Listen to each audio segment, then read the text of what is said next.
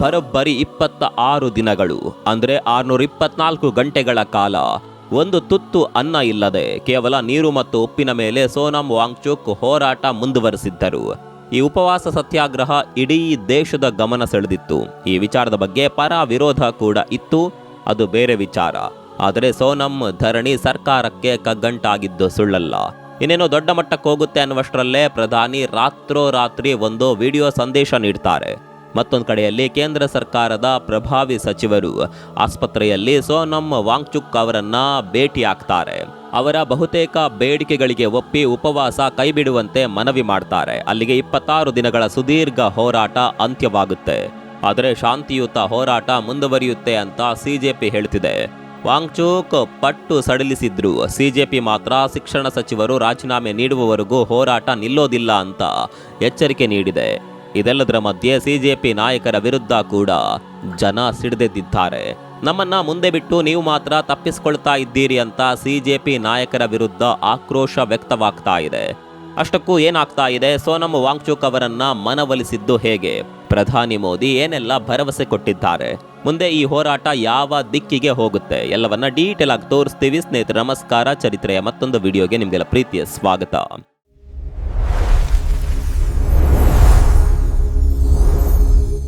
NEET paper leak ವಿರುದ್ಧದ ಹೋರಾಟದಲ್ಲಿ ಇಲ್ಲಿವರೆಗೆ ಏನೆಲ್ಲ ಆಯಿತು ಅನ್ನೋದು ನಿಮಗೆಲ್ಲ ಚೆನ್ನಾಗಿ ಗೊತ್ತಿರಬಹುದು. ಮೊದಲು ಕೇವಲ ನೀಟ್ ವಿಚಾರವಾಗಿ ಶುರುವಾದ ಈ ಹೋರಾಟ ಮುಂದೆ ಹಲವು ರಾಜಕೀಯ ತಿರುವುಗಳನ್ನ ಪಡೆದುಕೊಳ್ತಾ ಹೋಯಿತು. ಮೊದಲು ವಿದ್ಯಾರ್ಥಿಗಳ ಹೋರಾಟವಾಗಿ ಶುರುವಾದ ಈ ಹೋರಾಟ ಮುಂದೆ ಪರ ವಿರೋಧದ ಚರ್ಚೆಗೂ ಕಾರಣವಾಯಿತು. ಮೊದಲು ಹೋರಾಟದ ಡಿಮ್ಯಾಂಡ್ ಇದ್ದಿದ್ದು ನೀಟ್ ಪೇಪರ್ ಲೀಕ್ ಆರೋಪಿಗಳಿಗೆ ಕಠಿಣ ಶಿಕ್ಷೆ ನೀಡಬೇಕು, ಶಿಕ್ಷಣ ಸಚಿವ ಧರ್ಮೇಂದ್ರ ಪ್ರಧಾನ್ ರಾಜೀನಾಮೆ ನೀಡಬೇಕು, ವಿದ್ಯಾರ್ಥಿಗಳ ಕುಟುಂಬಗಳಿಗೆ ಪರಿಹಾರ ನೀಡಬೇಕು. ಆದರೆ ಯಾವಾಗ ಈ ಹೋರಾಟದ ಜೊತೆ ರಾಜಕೀಯ ಬೆಸೆದುಕೊಳ್ತೋ ಅಲ್ಲಿಂದಲೇ ಹೋರಾಟ ಮತ್ತೊಂದು ದಿಕ್ಕಿನತ್ತ ಸಾಗುತ್ತೆ. ಮತ್ತೊಂದು ಕಡೆಯಲ್ಲಿ ಸೋನಂ ವಾಂಗ್ಚುಕ್ ಮಾತ್ರ ಉಪವಾಸವನ್ನ ಮುಂದುವರೆಸಿದ್ರು. ಇದೆಲ್ಲದರ ಮಧ್ಯೆ ಗುರುವಾರ ತಡರಾತ್ರಿ ಪ್ರಧಾನಿ ನರೇಂದ್ರ ಮೋದಿ ಅವರು ದಿಢೀರಂತ ಒಂದು ವಿಡಿಯೋ ಸಂದೇಶ ಬಿಡುಗಡೆ ಮಾಡ್ತಾರೆ. ಮೋದಿಯವರ ಮಾತುಗಳು ಬಹಳ ಕಟ್ಟುನಿಟ್ಟಾಗಿತ್ತು. ಪೇಪರ್ ಲೀಕ್ ಅನ್ನೋದು ಲಕ್ಷಾಂತರ ವಿದ್ಯಾರ್ಥಿಗಳಿಗೆ, ಅವರ ಪೋಷಕರಿಗೆ ನೋವು ತಂದಿದೆ. ಇದನ್ನ ನಾವು ಸುಮ್ಮನೆ ಬಿಡೋದಿಲ್ಲ. ಇದನ್ನ ತಡೆಗಟ್ಟಲು ಕಠಿಣ ಕಾನೂನು ಹಾಗೂ ಫಾಸ್ಟ್ ಟ್ರ್ಯಾಕ್ ಕೋರ್ಟ್ಗಳನ್ನು ತರ್ತೀವಿ. ಶುಕ್ರವಾರವೇ ಕ್ಯಾಬಿನೆಟ್ನಲ್ಲಿ ಚರ್ಚೆ ಮಾಡಿ ಮುಂದಿನ ವಾರ ಸಂಸತ್ನಲ್ಲಿ ಬಿಲ್ ಪಾಸ್ ಮಾಡ್ತೀವಿ ಅಂತ ಮೋದಿ ಘೋಷಣೆ ಮಾಡ್ತಾರೆ. ಇದು ಕೇವಲ ಮಾತಾಗಿರಲಿಲ್ಲ, ಆಕ್ಷನ್ ಕೂಡ ಶುರುವಾಗಿತ್ತು. ರಾತ್ರೋರಾತ್ರಿ ಶಿಕ್ಷಣ ಇಲಾಖೆಯ ಉನ್ನತ ಅಧಿಕಾರಿಗಳನ್ನ ಎತ್ತಂಗಡಿ ಮಾಡಲಾಯಿತು. ಉನ್ನತ ಶಿಕ್ಷಣ ಕಾರ್ಯದರ್ಶಿಯಾಗಿದ್ದ ವಿನೀತ್ ಜೋಶಿ ಅವರನ್ನ ಎತ್ತಿ ಪಂಚಾಯತ್ ರಾಜ್ ಇಲಾಖೆಗೆ ಹಾಕಲಾಯಿತು. ಅವರ ಜಾಗಕ್ಕೆ ನರೇಶ್ ಕುಮಾರ್ ಗಾಂವ್ಕರ್ ಅವರನ್ನ ತರಲಾಯಿತು. ಇದಾದ ಕೆಲವೇ ಗಂಟೆಗಳಲ್ಲಿ ಮಧ್ಯರಾತ್ರಿ ಕೇಂದ್ರ ಸಚಿವರಾದ ಜೆ.ಪಿ. ನಡ್ಡಾ ಮತ್ತು ಜಿತೇಂದ್ರ ಸಿಂಗ್ ನೇರವಾಗಿ ಮೇದಾಂತ ಆಸ್ಪತ್ರೆಗೆ ದೌಡಾಯಿಸ್ತಾರೆ. ಆಸ್ಪತ್ರೆಯ ಬೆಡ್ ಮೇಲೆ ಸುಸ್ತಾಗಿ ಮಲಗಿದ್ದ ವಾಂಗ್ಚುಕ್ ಅವರನ್ನ ಸಚಿವ ಜಿತೇಂದ್ರ ಸಿಂಗ್ ಮೆಲ್ಲಗೆ ಮೇಲೆಬ್ಬಿಸಿ ಕೂರಿಸಿದ್ರೆ ಜೆ.ಪಿ. ನಡ್ಡಾ ಅವರು ತಮ್ಮ ಕೈಯಾರೆ ಒಂದು ಕಪ್ನಿಂದ ಜ್ಯೂಸ್ ಕುಡಿಸಿ 26 ದಿನಗಳ ಉಪವಾಸವನ್ನ ಅಂತ್ಯಗೊಳಿಸ್ತಾರೆ. ಪಕ್ಕದಲ್ಲೇ ಇದ್ದ ಪತ್ನಿ ಗೀತಾಂಜಲಿ ಅವರ ಕಣ್ಣಲ್ಲಿ ನೀರು. ವಾಂಗ್ಚುಕ್ ತಮ್ಮ ಪತ್ನಿಗೆ ಧನ್ಯವಾದ ಹೇಳುತ್ತಾ ಭಾವುಕರಾಗ್ತಾರೆ. ಗೀತಾಂಜಲಿ ಯಾವಾಗಲೂ ನನ್ನ ಜೊತೆಗಿದ್ದಾಳೆ, ನಾನು ಅವಳಿಗೆ ಥ್ಯಾಂಕ್ಸ್ ಹೇಳೋದಿಲ್ಲ, ನನ್ನ ಭಾವನೆಗಳನ್ನು ಮಾತ್ರ ವ್ಯಕ್ತಪಡಿಸ್ತೀನಿ ಅಂತ ಹೇಳ್ತಾರೆ. ಹಾಗಾದರೆ ಉಪವಾಸ ನಿಂತಿದ್ದು ಯಾಕೆ? ಅಸಲಿ ಕಾರಣ ಏನು? ಈಗ ನಿಮ್ಮ ತಲೆಯಲ್ಲಿ ಒಂದು ದೊಡ್ಡ ಪ್ರಶ್ನೆ ಮೂಡಿರಬಹುದು. ಯಾಕೆ ಸೋನಂ ವಾಂಗ್ಚುಕ್ ದಿಢೀರಂತ ಉಪವಾಸ ನಿಲ್ಲಿಸಿದ್ರು? ಕೇವಲ ಮಂತ್ರಿಗಳು ಬಂದ್ರು ಅಂತಾನಾ? ಅಥವಾ ಸರ್ಕಾರದ ಭರವಸೆಗೆ ಮರುಳಾದ್ರ? ಖಂಡಿತ ಇಲ್ಲ ಸ್ನೇಹಿತರೆ. ಇದರ ಹಿಂದೆ 2 ಬಲವಾದ ಕಾರಣಗಳಿದ್ದವು. ಮೊದಲನೇ ಕಾರಣ ಹಿಂಸಾಚಾರದ ಭೀತಿ. ವಾಂಗ್ಚುಕ್ ಅವರೇ ಎಕ್ಸ್ನಲ್ಲಿ ಪೋಸ್ಟ್ ಮಾಡಿ ಹೇಳಿದ ಹಾಗೆ, ನಮ್ಮ ಶಾಂತಿಯುತ ಪ್ರತಿಭಟನೆಯನ್ನ ಕೆಲವು ಸಮಾಜಘಾತುಕ ಶಕ್ತಿಗಳು ಹೈಜಾಕ್ ಮಾಡಿ ಹಿಂಸಾಚಾರಕ್ಕೆ ತಿರುಗಿಸಲು ಪ್ರಯತ್ನಿಸುತ್ತಿವೆ ಎಂಬ ಆತಂಕ ಅವರಿಗಿತ್ತು.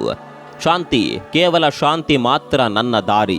ಎದುರಾಳಿಗಳು ಏನೇ ಮಾಡಿದ್ರೂ ನಾವು ಹಿಂಸೆಗೆ ಇಳಿಯಬಾರದು ಅನ್ನೋದು ಅವರ ಸ್ಪಷ್ಟ ನಿಲುವಾಗಿತ್ತು.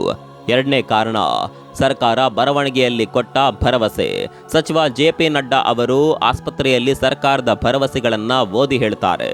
ಜಂತರ್ ಮತ್ತು ಜುಲೈ 20ರ ಸಂಸದ್ ಚಲೋದಲ್ಲಿ ಭಾಗವಹಿಸಿದ ಶಾಂತಿಯುತ ಪ್ರತಿಭಟನಾಕಾರರ ಮೇಲೆ ಯಾವುದೇ ಕ್ರಿಮಿನಲ್ ಕೇಸ್ ಹಾಕೋದಿಲ್ಲ, ಪೇಪರ್ ಲೀಕ್ಗೆ ಸಂಸತ್ನಲ್ಲಿ ಪರಿಹಾರ ತರ್ತೀವಿ. ಇತ್ತೀಚೆಗೆ ಆತ್ಮಹತ್ಯೆ ಮಾಡಿಕೊಂಡ ನೀಟ್ ವಿದ್ಯಾರ್ಥಿಗಳ ಕುಟುಂಬಕ್ಕೆ ಸೂಕ್ತ ಪರಿಹಾರ ಕೊಡ್ತೀವಿ.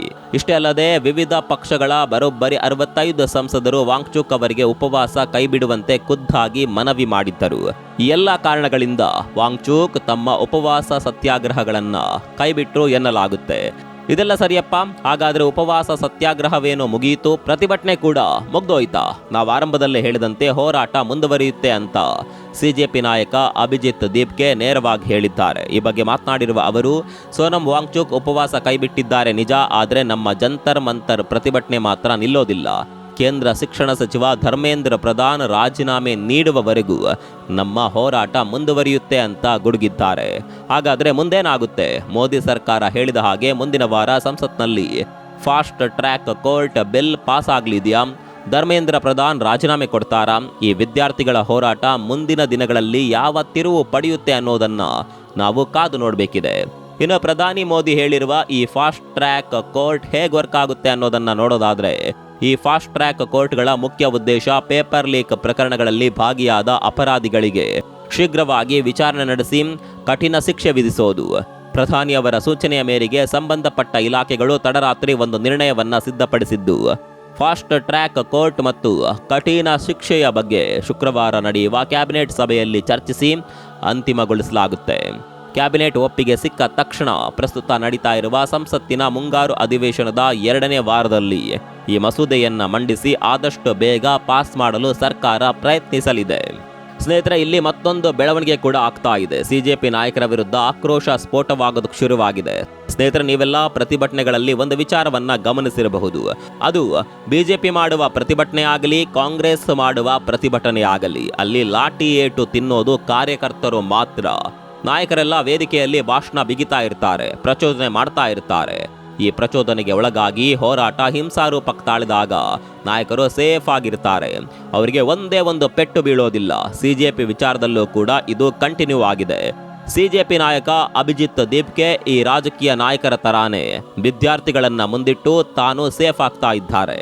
ಇದೇ ಕಾರಣಕ್ಕೆ ಹೋರಾಟಕ್ಕೆ ಬಂದವರು ಅಭಿಜಿತ್ ವಿರುದ್ಧ ಆಕ್ರೋಶ ವ್ಯಕ್ತಪಡಿಸೋದಕ್ಕೆ ಶುರು ಮಾಡಿದ್ದಾರೆ. ನಮ್ಮನ್ನ ಮುಂದೆ ಬಿಟ್ಟು ನೀವು ಮಾತ್ರ ತಪ್ಪಿಸಿಕೊಳ್ತಾ ಇದ್ದೀರಿ ಅಂತ ಸಿಜೆಪಿ ನಾಯಕರ ವಿರುದ್ಧ ಆಕ್ರೋಶ ವ್ಯಕ್ತಪಡಿಸ್ತಾ ಇದ್ದಾರೆ. ಇದೆಲ್ಲದರ ಮಧ್ಯೆ ಸಲ್ಮಾನ್ ಖಾನ್ ಮಾಡಿರುವ ಟ್ವೀಟ್ ಭಾರಿ ಗಮನ ಸೆಳೀತಾ ಇದೆ.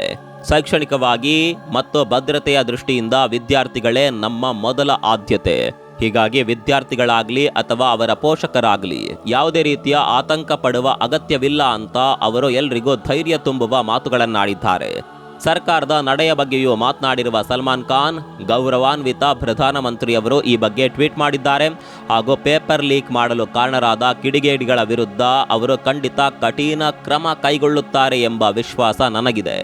ಇದೇ ಕಾರಣಕ್ಕೆ ಬೀದಿಗಿಳಿದು ಹೋರಾಡುತ್ತಿರುವ ವಿದ್ಯಾರ್ಥಿಗಳೇ, ದಯವಿಟ್ಟು ನಿಮ್ಮ ಪೋಷಕರ ಬಳಿ ಮತ್ತು ಮನೆಗಳಿಗೆ ಹಿಂದಿರುಗಿ ಎಂದು ಅವರು ಕಳಕಳಿಯಿಂದ ಮನವಿ ಮಾಡಿದ್ದಾರೆ.